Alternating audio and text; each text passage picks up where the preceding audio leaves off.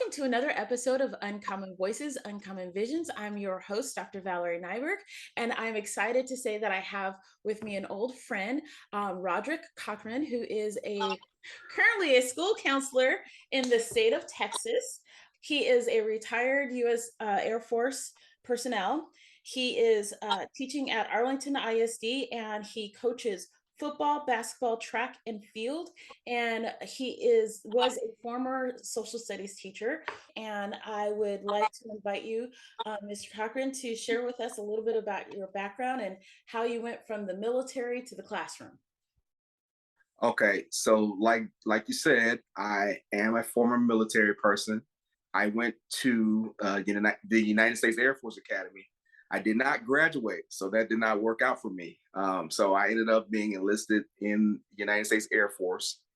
But before that, though, I graduated from Sam Houston High School here in Arlington, and that's how I got into the Air Force Academy. I was a football player in high school, got a scholarship, went to the Air Force Academy Preparatory School, then got my appointment to the Air Force Academy.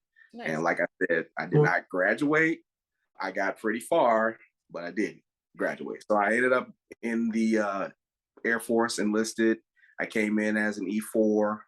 My career field at the time was electronic warfare. Mhm. And then I retrained into contracting, and that sent me to a few places, including Rock Island Arsenal in Rock let me Island, get Illinois. let me get this straight, Illinois/Iowa, on Yes. both sides of the river there, the Mississippi River. And so when I retired, in a couple of years after I was there, I knew that at that time I was going to go into education. And that goes back as far as the ninth grade. And I'll save a little bit of that for later on. But so I guess we'll get into it now. Back in the ninth grade, or right before the ninth grade, I moved from Mississippi, my birth state, to Texas. And it was quite a transition. Mm-hmm. So one of the first persons that I was introduced to was my counselor. Mm-hmm. He was a Black male like myself. Very rare thing. You hardly ever see male counselors, and much less Black male counselors. Even today in 2022. Correct. That was 1991. So so that had a very positive impact on me, and I knew at that moment in time that I was gonna eventually be probably sitting in his seat. Wow. And honestly, if it had not been for that junior high closing, I probably would have been at that junior high in his actual seat. So years passed, and then I started going back to that and was like, this guy really guided me in the ninth grade. He helped me along to make decisions for myself that set me up to go to the Air Force Academy. Forget whether or not I graduated, but he did put me in a good position so that I could get those opportunities that I probably wouldn't have been afforded had I not met him. And number two, had I not moved from Mississippi, and then that transition that happened with his help, with his guidance. So that's a little bit about me. I am married. I have 4 children. They keep me busy. Yes. I think that gets us started. Share with us a little bit about your school and your school population, and what are the opportunities and challenges that you've been facing and you're looking forward to this year. Okay, so my school is about 900, a little bit over 900 students. We, as of Friday, was 901. For 2 grades, 7th and 8th grades. Yeah. And the reason why that stands out to me is because in years past, in most recent years, we've been over 1,000. My first year as a counselor, Wow. 4 years ago, we were at 1130. So somehow we're losing population. I don't know where they're going, what's happening, but we're losing. Maybe they rezoned. I'm not exactly sure, but I'm intending to find out. But right now we have 901. Okay. We are currently still getting people in for registration. So I would imagine that by the time we balance it all out, it'll be probably about 930. We have probably about 65% Hispanic population at my school. Mm-hmm. 25 or so percent African American, and then whatever the rest is the rest. So we have small 15%. amount, yeah, about 15% of Caucasian and Asian Okay. students. The challenges are actually some of the things that the opportunities that we have is Mhm. that because of that population, we have a rich Hispanic heritage at our school. And I'll say this: my school is the top soccer school. I'm talking about sports now in the city. They're always winning the city championship, and they feed into my former high school. So I take pride in that. I try to get as many kids that are kind of on the fence of whether or not they're going to go to my high school, Sam Houston, Mhm. to my high school as possible, so then we can win the state championship up there as well. Uh, uh, so it's very proud Hispanic heritage. Many of the people I went to school with, Mhm. I run into them in the hallways at my school, Carter Junior High, because their kids go to that Right. school now, and they used to attend Carter. I went to another junior high that's down the street there, but yeah, that's the population. The opportunities are that we get a chance to kind of feed into our community, Mhm. and some of the challenges, especially lately, has been that we've had a hard time getting parental involvement, and as our school has shrank a little or has shrunken, we we're having a bit more of challenges getting more personnel Mhm. because they're justifying the lack of students as not a need for certain personnel like security. We need increased security more than we had before. Why do you think that, like, I'm sorry to interrupt you, but, like, what do you think is driving that need for security? As a former high school principal, I definitely concur that you need that personnel is vital to keeping a safe and orderly environment, but so many schools don't necessarily have the funds or the personnel to invest in that. Why do you think you're experiencing that particular need? Well, I'd say that since COVID, we've had a lot of students doing things that were, I guess, we would probably consider uncharacteristic of a large amount of students. Mhm. Uh, and when I say doing things, I mean like skipping class and going to the bathroom and vaping and a whole bunch of outside of the classroom behavioral problems that are still on campus. Mhm. Even we have this area behind our school called the Creek that they go to. It's technically off campus, but the Yep, you school have to district, assume the responsibility for that area because that's we where have to they assume go. the responsibility. And Right. so yeah, we have to go scoop those kids up, bring them back to class, and whatever we got to do with them, take them to the assistant principals. So it's just a lot to manage when we got kids doing this, and then we're supposed to be still having our security securing the building, because Right. that's very important since Uvalde and even before then. Right. So we have two security people at our school right now, Mhm. along with an SRO. Okay. Um, but we probably need three. And when I first got there was three. And I don't know what happened. I guess maybe at some point they decided, yeah, we only need two. We have less students, but I think we still need three.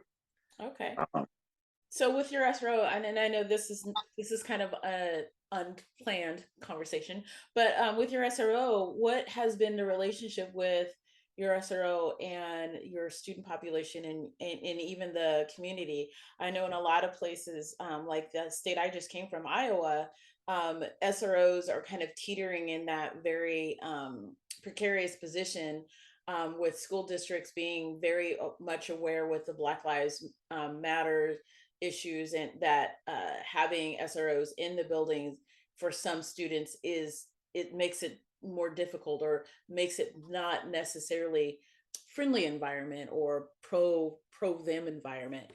So some schools have backed off of that while other schools have kind of doubled down. so in my school, Mhm. um, our SRO has been, he informed us last year that he is not there to enforce the house rules. And in other words, he's not there to enforce the student code of conduct. He's not there to make sure students take off their hoodies. He's only there for when there's some kind of grievous activity that he needs to be involved in. So he's very cognizant that he needs to have a relationship that is that the kids don't feel triggered.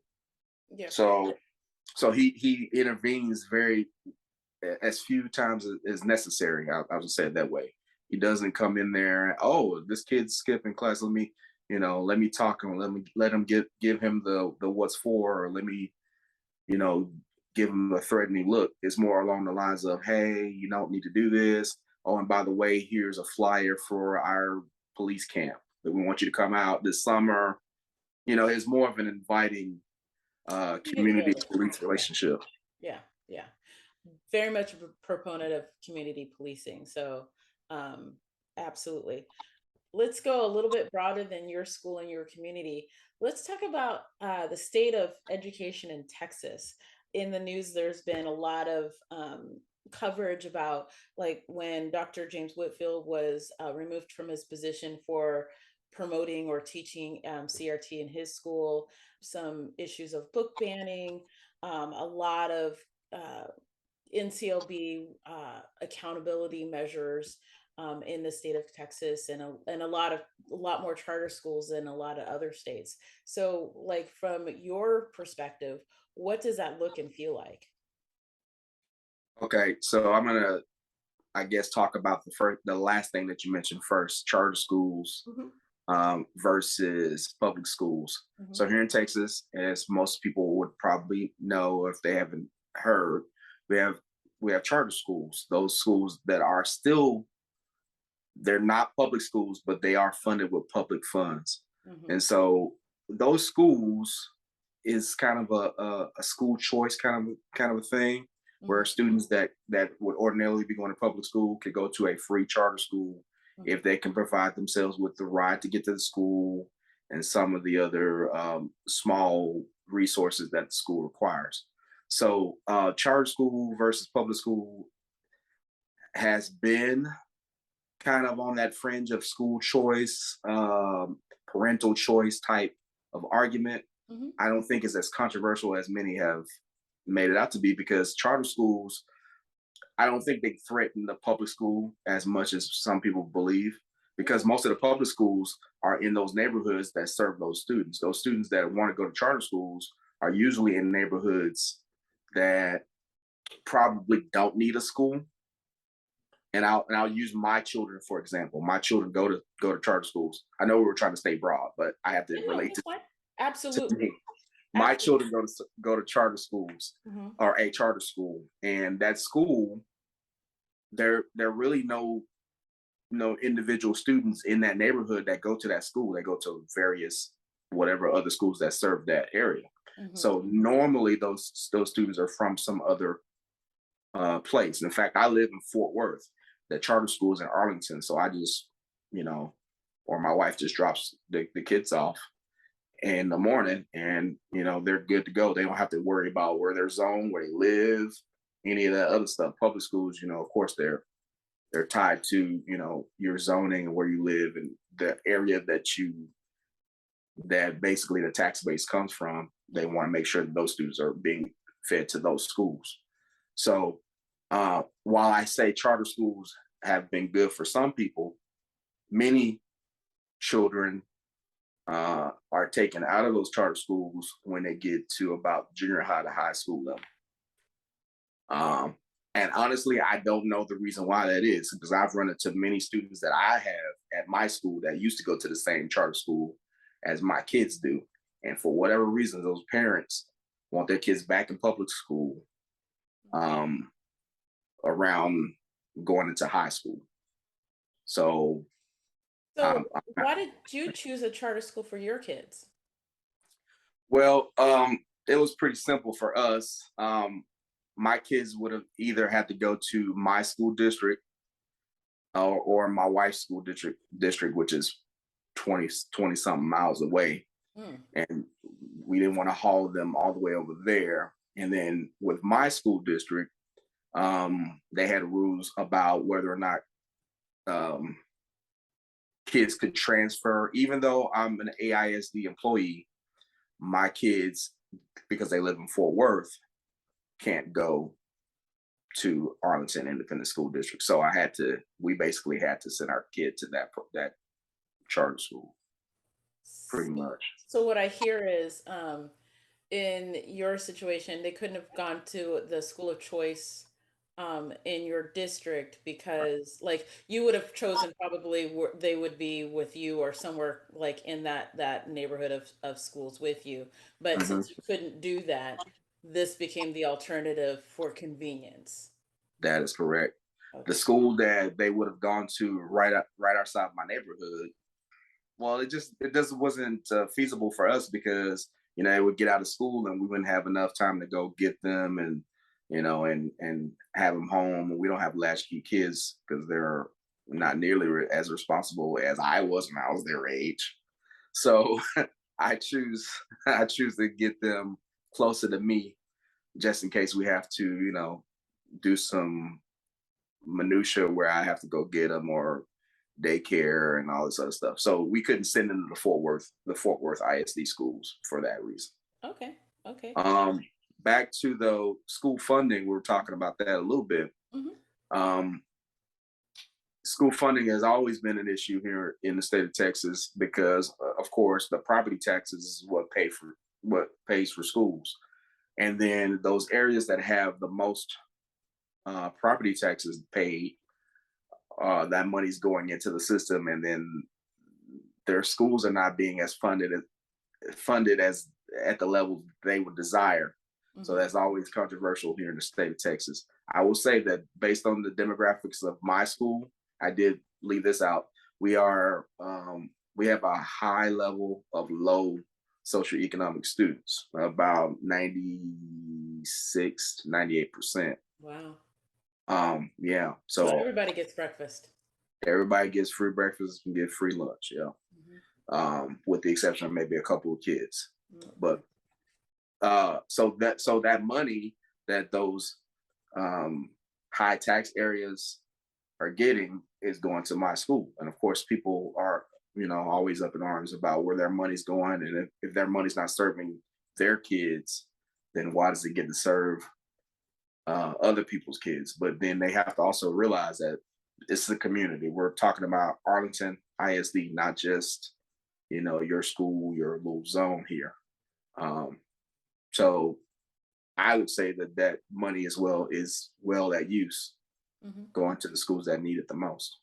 Okay. Um, School and student accountability here in Texas always been a sore topic. My district recently came out with their rating a few days ago. The Hmm. rating was a B rating. My school itself was a rated school. Hmm. Um, and so the bigger districts are the ones that they focus the most on. Dallas, Fort Worth, they ended up being A rated districts. Hmm. Um, I do believe. No, I'm sorry. I'm wrong.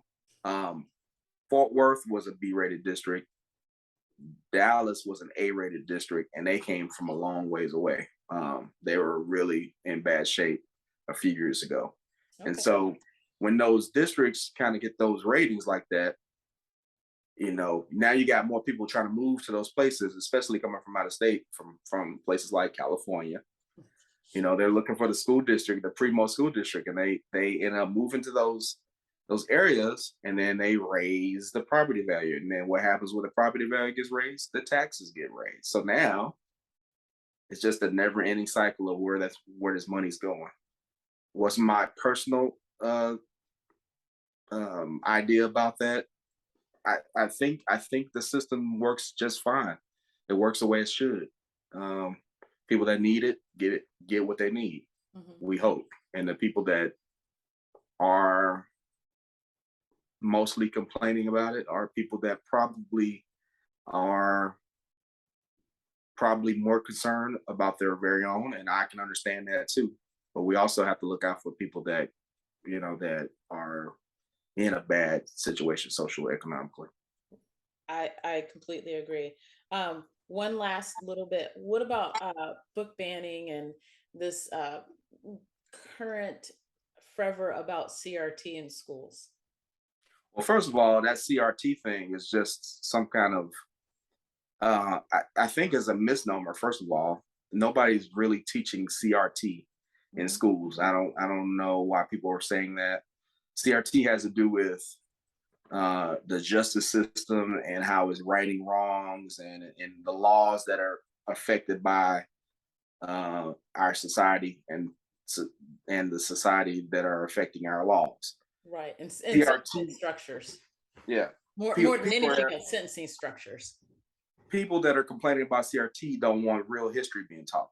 That's that's my take on it. Mhm. And when I say real history, I mean here in Texas, they have to approve what's being taught by the standards and so on and so forth, and what's being put into the books that they are going to approve. Mhm. The various school districts are going to approve. They don't want something that may feel like it's a slight on somebody else's culture, Mhm. and so so they're given the label CRT, but it's not exactly that. It's just I don't want my children, Caucasian, whomever, feeling like they're less than, or I don't want my African American kids feeling like that all they were here to do was meant to be slaves. So history should be right down the middle, balls and strikes. It shouldn't be, um, hey, I don't feel like this is a valuable lesson to people because history is valuable. Mhm. The correct history, the truth, and not kind of sugarcoating it to make it seem like what happened didn't happen. So I don't understand all the uproar. I honestly don't agree with much of it at these school boards. They're just going having a field day, and they're really off topic, to be honest. Well, thank you for your insight about that. I absolutely agree. I feel like the concern is really about the way I explain it to other people is who gets to be in the center. And for the longest time, the center has been white middle class, and now we're seeing more people being brought into that center, and it's making other people uncomfortable. And that's really what this is about: is who occupies the center. And I strongly feel that we should all occupy the center because we're better if we're all being able to access what we need and become fully fledged citizens in our communities, so that we have a place and we have the ability to participate fully in our communities. And that to me is very important. I think that's the most important aspect of public school, that I love about our country, that we offer it to everybody, that we make room for students who are on a vastly wide skill set, and we really strive to make it work for all students. I don't think we're nearly where we should be with that, but we are so much further ahead than so many other countries in our ability, or our desire at least, to try to educate everyone and to try to bring people into the center. And I think the last 5 to 10 years, though it has been really difficult and very polarizing, I think we're going in the right direction. I just think that some folks are really uncomfortable because they're not used to sharing that space. Yeah, most of the time people are afraid of change, and they don't know that they harbor this fear until change is about to happen. Right. Like we've already talked about. I was military, so I love this country, and as were you. I love this country. I've never been. I never lived in another country, but this is the one I would pick if I had to.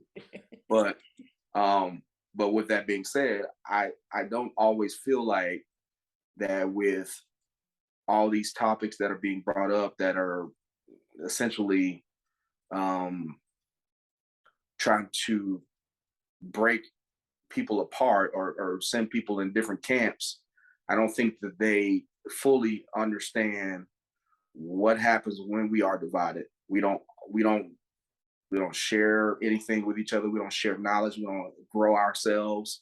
And when we're talking about CRT and all these other things, we're kind of wasting time and effort. And then if we really were doing CRT specifically for book banning and all this stuff when in regard to history, if we really were doing CRT, then we would have more people that look like myself on these deciding boards about what books are going in and all this other stuff, but we don't. So then how are we even talking about how is this even a fair and equitable conversation when the people that are the stakeholders that would benefit are not sitting in the room? They're not in that circle, as you would say.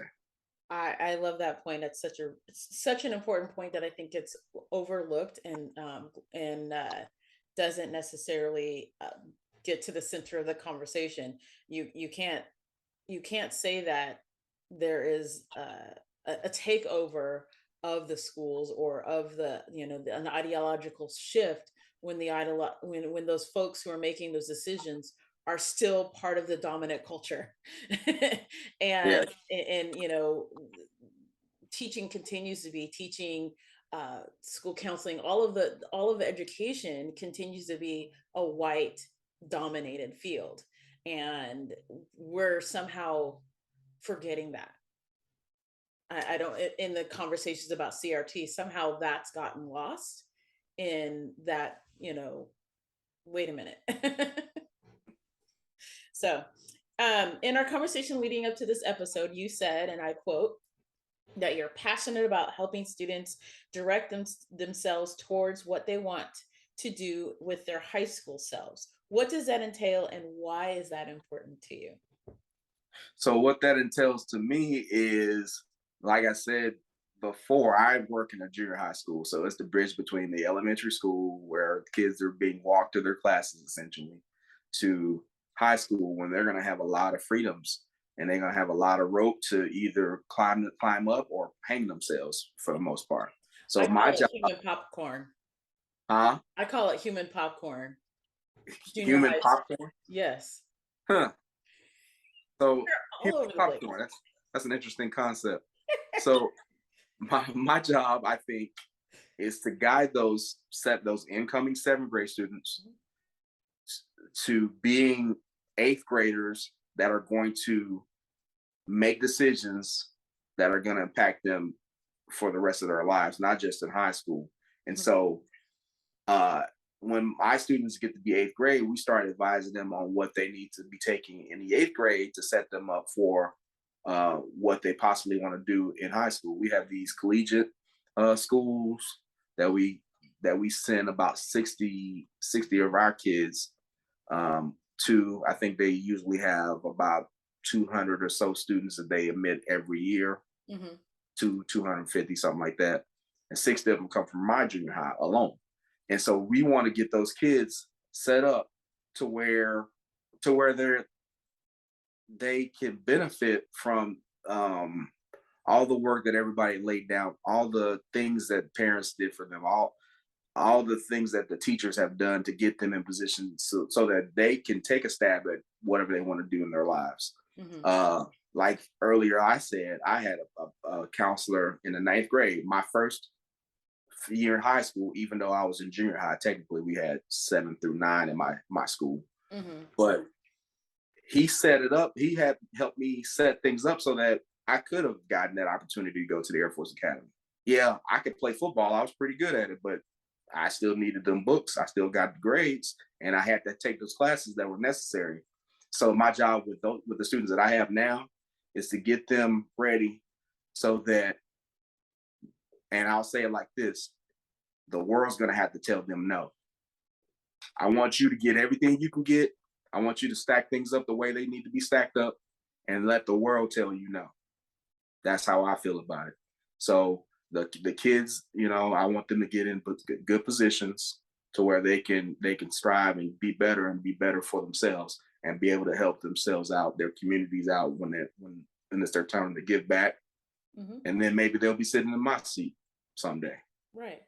So generally, what does that look like? I mean, as a high school person, I kind of have an idea about what I think it looks like or what I think it should look like. But I don't actually think I've ever sat down with a junior high counselor to say, so what do you advise them to, what are the specific things you advise for them? And what are the like cornerstones of what makes, what opens those doors for them? So you said, what are the cornerstones to making? I'm sorry, I didn't hear that last What part. opens those doors for them so that they can't, so the world tells them no versus them not having access. Okay, so it goes back again to academics. It's taking the right classes for you, the ones that you're going to enjoy, the ones that you think you're going to do well in, the Mhm. ones that you want to pursue later on in higher education when you decide that you're going to college or that you're going to the military or whatever, what have you, or you're going to some kind of trade. Mhm. To start on those here in junior high so that you don't have to wonder. You don't have to get to junior high or get to high school and go, well, I don't know what I'm going to do. I'm just going to take some classes and go to school and then I'm going to graduate. No, we want you to be thinking about those things, put yourself in those positions, but also some of the stuff has to be behavioral. We have to also talk to them about not participating in gang violence and not I mentioned vaping, not doing all those things, all of the things that are going to send you off track is going to send you to alternative school versus to to high school or to those collegiate schools that you get an opportunity to go to. We have in our district we have a school that's open to all of the high schools where Mhm. students get to go to the it's called the Career Technical Center. They Mhm. get to go there. Some of them get to get a certificate in welding over time. They get to get certificates in law enforcement over that time. They get to even do culinary and get opportunities to work inside of restaurants, hotels, so on and so forth. They got a hospitality certification. They got all these business type certifications, and they can take advantage of these. But they can't do that if they're in the AP's office all day long, or if they're doing this all this other stuff, texting and sending out nude pics and Instagramming each other to go to the bathroom and go smoke and running out to the creek and all this other stuff. So our job as counselors is to help them understand that yourself right now is setting up yourself for later on, and you don't want to set yourself up poorly. You don't want to have yourself in a bad position. You Right. want to, as much as possible. Yeah, we all make mistakes, but we want to have as much as possible to do with our future right now than we have to make up for later on. How many counselors do you have at your school? We're supposed to have four. I say supposed to because we're in the process of trying to hire a fourth because one of ours resigned, went to another school district, and so we're we're supposed to have four, but we're poised to only have three this year just because we know it's hard to get a qualified candidate. Number one, and number two, um, it's very difficult to get them through the HR process. And by the time we actually get one, it'll be almost mid part of the year, Hmm. and it'll more than likely be a person that has no experience. So um, So that makes a caseload of about 250 to 300 students. mhm, yeah, So how yeah. do you manage that caseload? Oh, well, we kind of I think we got something for everybody, and I say that because we do all those guidance lessons, and that's for everybody. That's for all the students that we have. But we also have students that we um, have highlighted, spotlighted, whatever you want to call it, that may have a little bit more trouble, and that's probably about 40 to 60 of them each that throughout the year we meet with, and we also discuss their progress. We talk about their goals, and we try to lead them to their goals. So we meet with them at least twice a year. Mhm. So just knowing those top 40 to 60 in our alphabet will help us immensely. Then the other ones that we kind of have to deal with on a case by case basis, um, we just kind of triage them in a way to try to guide them. So I would assume that your counselors are on your multi-tiered system of support teams as well. When you say multi-tiered Your systems of support, MTSS. I'm not familiar with what that means. Okay. And that may be something that has a different name. It most likely has a different name. I'm trying to think of what other name it could have, but basically, um, in the systems that I'm used to, you have your MTSS teams. They are your counselors, your admin, some teachers if you can get them during their preps, and you sit down and you kind of go through students, their grades, their behavior, their attendance, Uh, and then you kind of decide what interventions they need, based on the data that you've collected, and then they're assigned, or how, different schools do it different ways. High schools particularly, have, uh, I haven't been to a high school really that's done this well, just because of the the the logistics of everybody. right, the logistics of Yeah. everybody, and just the sheer need and volume. I mean, when you have kids taking 6, 7, 8 classes a day, that's a lot. Like a kid who's struggling can fail every single one of those, and it's hard to catch that early, when you have 1,500 kids. But like, do you have a? I'm assuming that your school also has some kind of team like that, a triage team We, to we do. identify those. We do. And Mhm. actually, now that I think about it, my first year that I was in education, I taught at a high school, and they had something similar. It was called a SST. I'm not sure what it stands for anymore. It was something something team. Yeah. So we'll say SST something Student something team. services. Uh, Student uh, services, maybe? uh, yeah, sure, we'll go with that. So, so I was in that team whenever it was a student that I had for my class, and then really they only picked one or two teachers, so they probably should have had it more broad than that, Yeah. but they kind of went through that plan. But on my level, at my school particularly, we have our master schedule set up to where um, the teachers are teamed, so they're English, language arts, their math, science, and their social studies teachers are cross curricular team. So they're off the same period for the most part. Now, we do have some exceptions, but they're off the same periods. They get a chance to go through certain students that they need to talk about and then try to figure out what they're going to do for interventions. The Mhm. counselors come in as needed. So like if it's a socio emotional situation, we Mhm. come in when we need to provide support for that student at that point. If it's purely academic, well, we kind of let the team take care of it, but we also on the back end can set up the classes if they needed if the student needed to move classes, for instance, or Mhm. change an elective or this and that and the other thing. We kind of get the back end and work it that way. And also um if it's a behavior issue, the AP of that student is involved as well. So most of the time, the APs are assigned to a particular group of teachers anyway. Mhm. So they'll most of the time know about a particular student through that teacher. Okay. So we have a bunch of supports, and sometimes they overlap each other. To be honest, there are probably things that I don't even know about that we do that overlap some of the things that I'm involved with. But there's a lot of support there. That's awesome. Sounds like every school I've ever been to.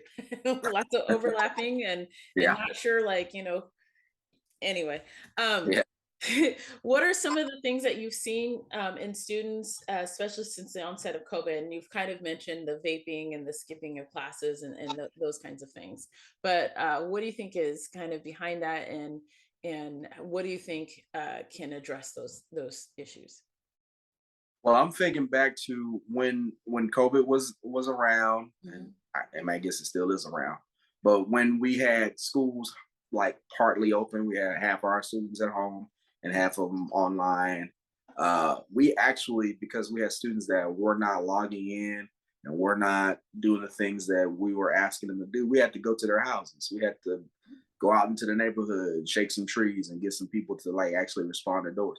And ever since then, um, I mean, it seems like we've been kind of in that same frame. Even though the kids are back in the building now, there are still some students 2 years later that are still kind of, we're still having to push them. We're still having to gradually nudge them into the right direction because they've gotten used to kind of um, just doing the minimum, just doing what they needed to do to kind of survive. And Hmm. so since COVID, like I mentioned, all these other things have happened because of all that, because of the lack of focus on academics. Hmm. Now we got to worry about you know, cyberbullying, and we had to do that before, but it seems like it's been a lot more lately since COVID. Uh, uh, Girl fights and My favorite. posting fights on social media, and then all the comments that are being made. Now we got another fight that's brewing because little Sally says that little Susie got drugged and all this in the fight. Yeah. So now we got to fight because of the fight, Right. and it's just kind of it's more. It seems like it's more challenging because students seem to have lost their sense of like empathy for each other. Mm. Um, though many of them are in the same situation as the other person, from kind of their background, they just don't care. They don't have any empathy for any of the students, and actually, it started to be that way since before COVID, but COVID just kind of kicked it to overdrive. Mm. Um, and so that's some of the things. And like I said, I mentioned the marijuana use, the drug use, the gummies, the Actually, you didn't mention that. You didn't talk about that. So go right ahead. okay. So kids are doing the Xanax stuff a lot more than they had been before, and a lot younger than they had been before. So like they're coming to seventh grade, some of them are already veterans, and they're passing it on to their cohorts. There has been an increase in like the gummies that they get a hold of. I'm assuming is I know they have THC in it, and those things are pretty much automatic alternative school. There's no ifs, ands, or buts about it. There's no well, you only ate half of it, and so no, you're going to Turning Point. That's the name of our alternative school. You're going to Turning Point, and for the minimum of 60 to 90 days, probably, and that pretty much. I mean, it's not something you can't come back from, but it's going to cause some kind of gap, Yeah. either socially or academically. So then they come back and they're basically trying to get back, and either they're trying to get back in those same little cliques they were hanging out with, or they're getting ostracized for turning around because it's a turning point. Right. So we got other situations that we got to deal with. So So can we dive into that a little bit, because I know like responses to these things has really ranged depending on where you are, and kind of what the politics of the community are at the time.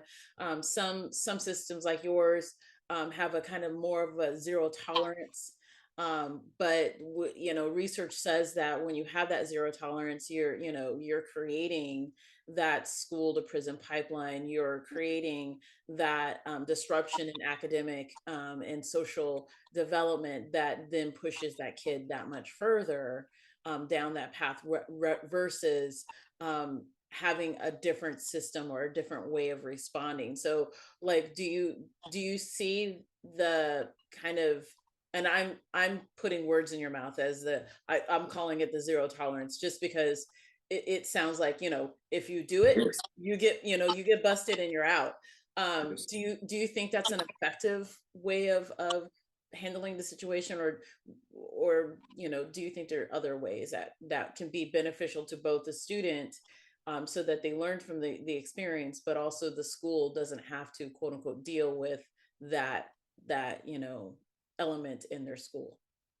Okay, so back specifically to the drug Mhm. situation or drug kind of counterculture that's happening at schools. I also should say this, that when they do go to the alternative school, they are then assigned, they are, if it's a drug related offense, Hmm. they are assigned a drug counselor that works for the school district as well. Hmm. So that part, they are at least trying to handle that part of the student. I Hmm. will give them credit for that. But I do agree also with what you're saying is uh, possible link to from school to prison pipeline kind of situation. The zero tolerance thing, although I don't always subscribe to that, but at least in a drug situation, they're trying to give them some kind of help.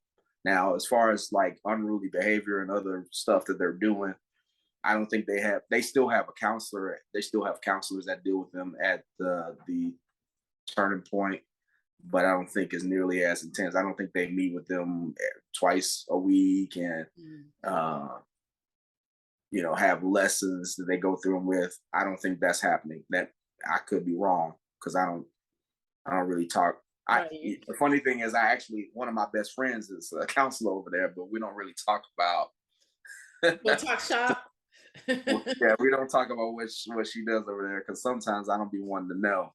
Um, and I say that's because I'm gonna give you this example. I say that because as a new counselor, we had to go through new counselor academy, and Hmm. so we had to go through all or visit all of the support places that we had around the district, and one of them was Turning Point. So we had to be there right before the students were dropped off school, Hmm. and that was kind of a, I won't say traumatic because it wasn't trauma, but it was more like I was shocked that we had to do, like they had to go through the metal detectors, they had to get one down, and it was just like wow, like we're not accustomed normally to see our kids. And then it just so happened to be the first day of two of the kids from my school that got sent over there. Uh-huh. The day I was there, and I saw the look on their face.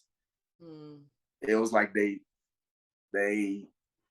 their innocence was taken from them. Yeah.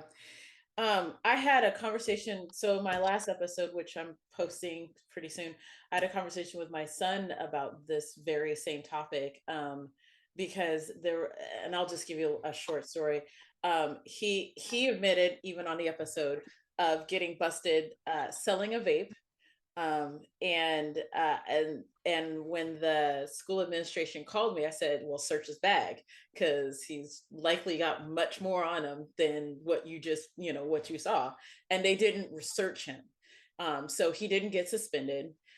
He didn't, like, there was no actual consequence for his behavior. And to the point that at one point, one of his teachers had called me at my work desk at 5 o'clock to tell me that my child had told him that he was under the influence because he smelled it on him. And he asked him, he's like, yeah, he said he shockingly was honest about it. And I said, and you're calling me at 5. Did you tell the school administration? He said, no, I know how black males get treated in the justice system. And I'm like, but I'm asking you all for help. And right now, there's just me telling this boy, stop doing it. This is ruining your life. I needed help to come alongside me. But like my son said, he really felt that doing those things really would have put him much more on a path towards self-destruction than the response he did get. So I at one point I was looking at drug treatment programs because I just didn't know how to get him to stop or how to get him to understand the severity of the situation from my perspective. And he said, Mom, I'm glad you weren't able to do that, because I think I would have gotten in much more issues had that happened. I think that our sense of what kids need is so different from what they actually need, but there's no good way to make those things work, Yeah, particularly in an environment where you're trying to protect the most vulnerable kids, our poor kids, our kids of color, who are already dinged in our systems to begin with, but yet you have these behaviors, like you're saying, they're getting younger and younger. It's a precarious situation. It's very complex.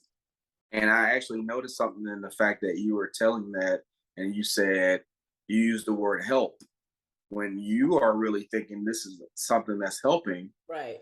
It all depends on how that person that's receiving the help is receiving all of that. Right. Your son is saying, that wouldn't help me at all, and we're thinking, oh well, we're doing this, and it's a slight pushback, but then we're helping them with counseling, we're doing this, we're checking in on the family, whoop de whoop de whoop. But to them, that's not help. That's more of a punishment. Right. Well, I'm thinking about So, what you just said about the two kids that from your school, they look like they lost their innocence just arriving on that day, and what kind of harm that does to them, mm, yeah. long term. And the answers are never easy. And I don't think the general public understands that the answers is this. There's no easy solution to any of this. And it's crazy that if if the other kids had saw them that day, the other kids that are still back at the home campus had saw those two kids that day, Hmm. their reaction, they would have had a different thought about those kids. And I'm not saying that, you know, um, I'll just say those kids were not the most pleasant of children, and Shocker. they looked like they were scared straight, at least Mhm. for a moment anyway. Yeah. Uh, and if the other kids had saw that, they would have been like, "Man, I mean, it must have been really bad over there. I don't want to go." Or maybe they want to go just to see how bad it is. I don't know. These kids are kind of twisted in that way nowadays. But I think you get both. So, so we've had a really good conversation, but I do want to get to like kind of what are the things that you think will help teachers and parents get to a good school year, especially with all the dynamics of what kids can get into, and kind of recuperating from 2 years of COVID. so my answer about all of those particular stakeholders is going to be the same: relationships, relationships, relationships. Building relationships with these students, understanding what they want, what they need, what they think they need, what you think they need, understanding all those things, and then wrapping it around in the affairs of the heart, even in the classroom, is going to be very beneficial to the kids and very enriching to the parents and teachers involved. I think that um, a lot of times we get wrapped up into like when I was coaching, I'd always say it's okay to know the X's and O's, but you got to know the Jims and Joes. So sometimes you got a kid that could execute something uh, in that position, and you put him in a different position, he can't. He's just not capable. So you got to know this kid. So same thing in the classroom, same thing in the neighborhood. Knowing these kids and what they're capable of, and letting them know that you know about what they're capable of and that you're willing to help them grow into things that they want to do is very valuable, especially to that kid. That kid especially wants to know who is going to be there to help them grow. Right. Now, some kids pretend like they don't. They act hard like they don't. But the more love you heap on them, the better you're able to break into that little candy shell that they have put around themselves. So all of it is around relationships. Do you have any specific strategies or techniques that help teachers to do that? I do.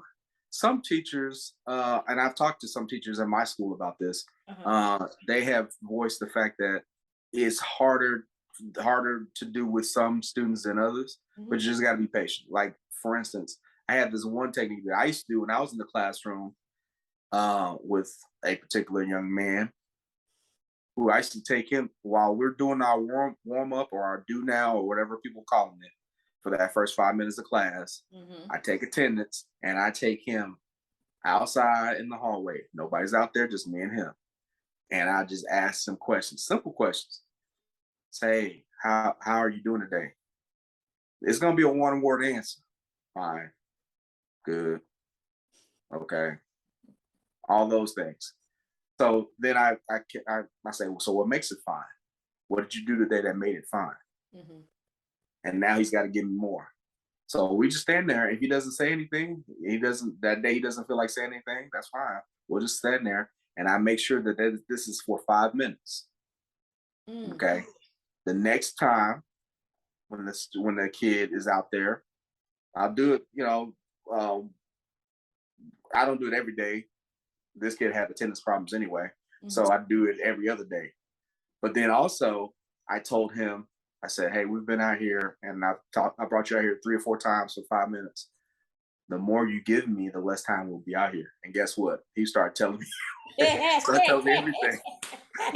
Because to him, he felt at first he felt like I was, calling Calling him him out or out. whatever. Right. But then after a while, he started realizing that, hey, you know, maybe this is not so bad, And then I give him little nuggets of advice. Oh man, he'd say something like, "Oh well, uh, I got into it with such and such, his friend," and I'd be like, "Oh, what happened?" Well, he was over there. He was talking to this girl, and this girl, like I used to talk to her in the 6th grade, and da da da da. And then I'd be like, "Man, if y'all good friends, just let the girl go, or however it is. Do you still like the girl?" "No, I don't like her like that." "Well, then maybe it's your homie's turn. I don't know. Hey, that's something y'all got to work out." And then he started laughing because I say it that way. Yeah. And eventually I break down this wall. That's just with one kid. Now that's a lot of work to do with just that one kid. But if you do that for that toughest kid, the other kids will see that and be like, "Oh, Coach Cockhern, can I come to your class for lunch?" And of course I have to tell them no. "I'm gonna come to your class anyway because I need da, da, da, da, da." So that's kind of the things you have to do. You have to also, yeah, you have to teach them the curriculum, but you also have to kind of bring down some of these guards, some of these things that you don't know what made this kid be that way. It was Right. probably something that had nothing to do with you, but you're in charge of them now. So now you got to do the best you can with that one or with that 28. I love that idea. I love that idea of trying to build that bridge with, at least, if nothing else, starting with that hardest case. And then, because once you address that and get that turned around, the whole class starts to turn around, because that child starts to have a different relationship with you, which then in turns makes the classroom dynamic different, and so on and so forth. So I really, really love that idea.